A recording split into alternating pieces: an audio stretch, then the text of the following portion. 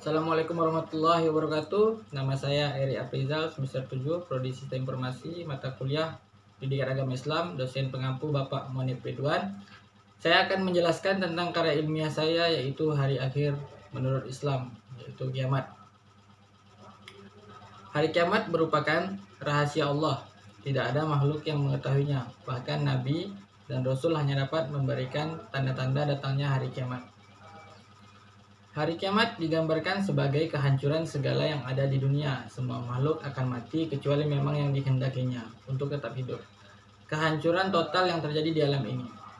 Hari kiamat merupakan salah satu dari rukun iman kelima. Maka sebagai muslim yang beriman kepada Allah, dituntut juga agar beriman dengan sesungguhnya terhadap hari akhir. Karena hal ini menjadi salah satu tujuan untuk umat Islam di dunia. Hari akhir akan dimulai dengan proses semua manusia meninggal sampai umat manusia masuk surga atau masuk neraka, sesuai dengan amal mereka masing-masing. Hari kiamat terdiri dari dua kata, yaitu hari dan kiamat. Hari adalah waktu dari pagi sampai pagi lagi, yaitu putaran waktu 24 jam. Selama matahari menerangi tempat kita,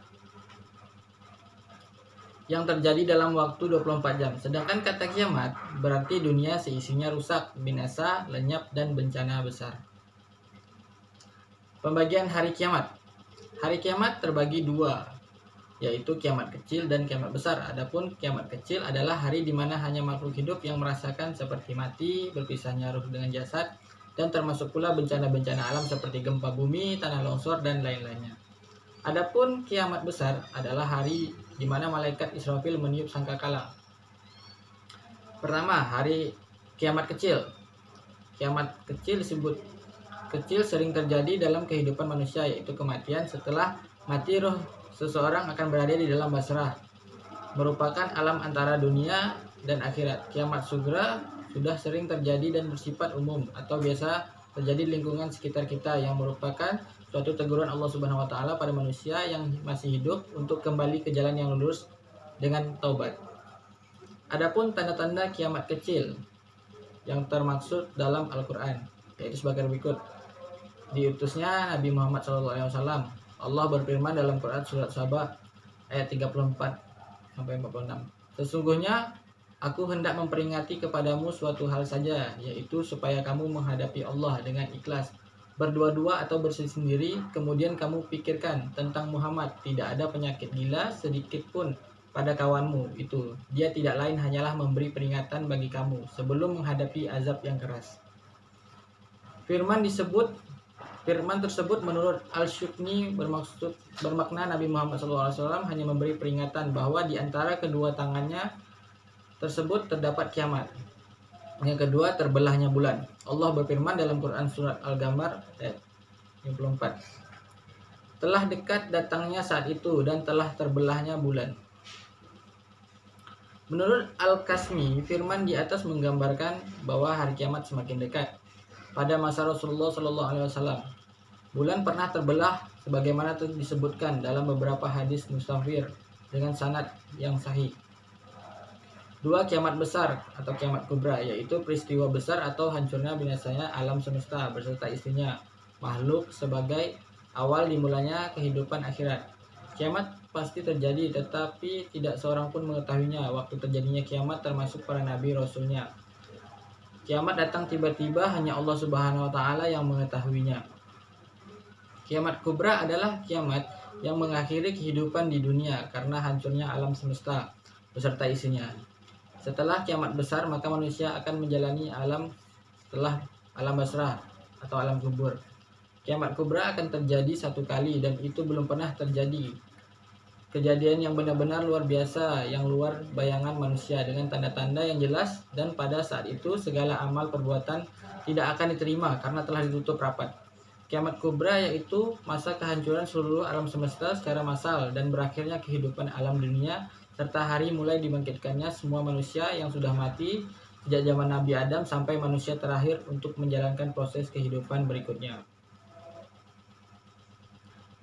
Tanda-tanda kecil datangnya kiamat secara umum datang lebih dahulu daripada tanda-tanda besar, serta sebagainya sudah terjadi.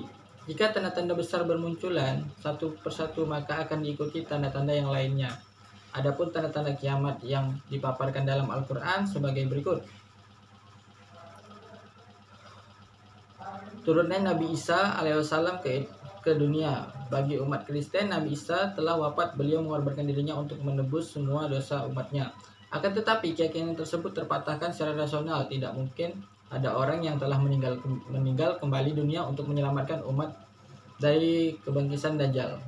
Dengan demikian Nabi Isa belum wafat, hanya saja Allah mengangkatnya ke langit dan akan kembalikan lagi ke dunia menjelang hari kiamat. Allah berfirman dalam surat Ali Imran, sesungguhnya aku akan menyampaikan kamu kepada akhir ajalmu dan mengangkat kamu kepadaku serta membersihkan kamu dari orang-orang yang kafir dan menjadikan orang-orang yang mengikuti kamu di atas orang-orang yang kafir hingga hari kiamat. Kemudian hanya kepada akulah kembalimu, lalu akan memutuskan di antaramu tentang hal-hal yang selalu kamu berselisih padanya. Yang kedua, keluarnya Ya'juj dan Ma'juj. Allah berfirman dalam Quran surat Anbiya, hingga apabila dibukakan tembok Ya'juj dan Ma'juj, mereka turun dengan cepat dan seluruh tempat yang tertinggi dan telah didekati kedatangannya janji yang benar hari kebangkitannya. Maka tiba-tiba terbelengkalah maka orang-orang yang kafir. Mereka berkata, aduhai celaka kami, sesungguhnya kami adalah dalam kelayanan tentang ini, bahkan kami adalah orang-orang yang zalim.